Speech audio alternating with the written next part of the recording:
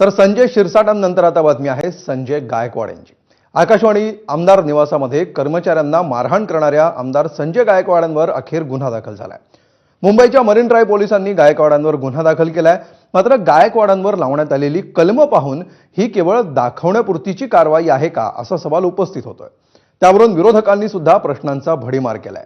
गायकवाडांवर अशी नेमकी कोणती कलम लावण्यात आली, कारवाईमध्ये त्यांचं नेमकं काय म्हणणं आहे, पाहूया या स्पेशल रिपोर्टमध्ये।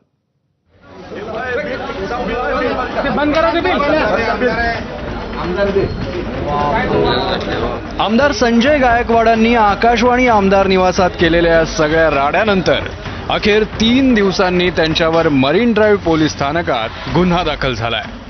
पण त्यांच्यावरची ही कारवाई केवळ नावालाच आहे का असा सवाल आता उपस्थित होतोय।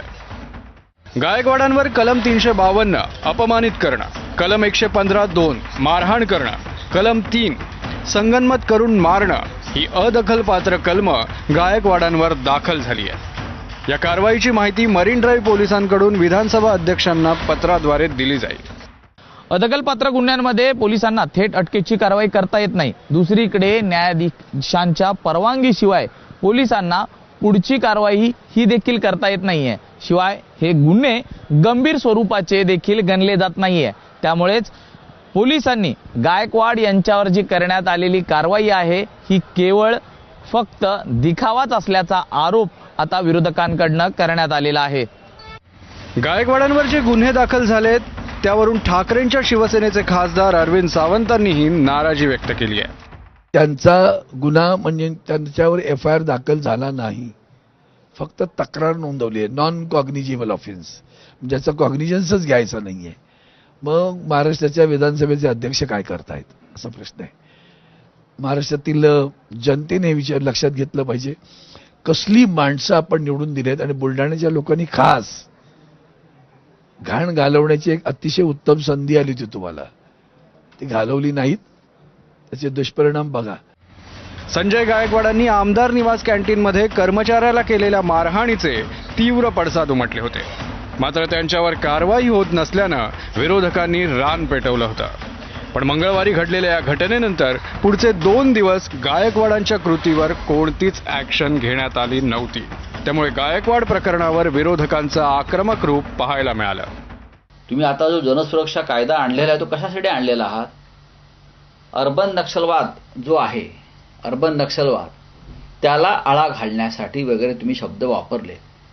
मला असं वाटतं ज्या प्रकारचा हल्ला कर्मचाऱ्यांवर झाला, कारणं काही असतील, आणि ज्याने हल्ला केला तुम्ही त्याची चौकशी करा आणि त्याच कायद्याखाली गुन्हा दाखल करा। त्याच्यावर कारवाई करण्यामध्ये दिरंगाई करण्यात आली आणि आता जे आज गुन्हा दाखल केला तो त्याच्यावर गुन्हा दाखल नाही केला, त्याच्यामध्ये तात्पुरतीचा थातुरमुतूर एक आम्ही गुन्हा दाखल केलेला आहे हे दाखवण्यासाठी हा एक प्रयत्न हे सरकार करते आहे। बघा, ही मारहाण ही विधान भवनाच्या म्हणजे हॉस्टेलमध्ये झालेली आहे। खरं तर अध्यक्षांनी देखील याच्यावर कारवाई करणं आम्हाला अपेक्षित आहे। अध्यक्ष महोदयांनी कारवाई नाही झाली तर सगळेच आमदार असे हात उचलू शकतात का? ही मुभा आम्हाला सगळ्यांना आहे का? या प्रकरणात मुख्यमंत्र्यांचं काय म्हणणं आहे तेही ऐका। निश्चित पोलिसांनी चौकशी केलीच पाहिजे। पोलीस चौकशी करतील याच्याकरता कोणी कंप्लेंट असण्याची आवश्यकता नाही आहे। त्याच्यामध्ये कॉग्निजेबल ऑफेन्स जर होत असेल तर त्या संदर्भात पोलीस योग्य कारवाई करतील। पण या सगळ्या घटनेबाबत आमदार गायकवाडांना मात्र कोणताही पश्चाताप झालेला नाही असंच दिसतंय। मी म्हणतो ना, मी केलेला आहे, मला पश्चाताप नाहीये। मी मारहाण केलेली आहे, पण मी काही जीवघेणी मारहाण केलेली नाही, सौम्य मारहाण माझी आहे। त्या कायद्यात तरतूद जो गुन्हा असेल तो त्याने माझ्यावर दाखल करा, आय डोंट केअर। अदखलपात्र गुन्हा आहे हा, कॉन्स्टेबल आणि नॉन कॉन्स्टेबल म्हणजे हा जो गुन्हा मोडतो हा नॉन कॉन्स्टेबलमध्ये मोडतो।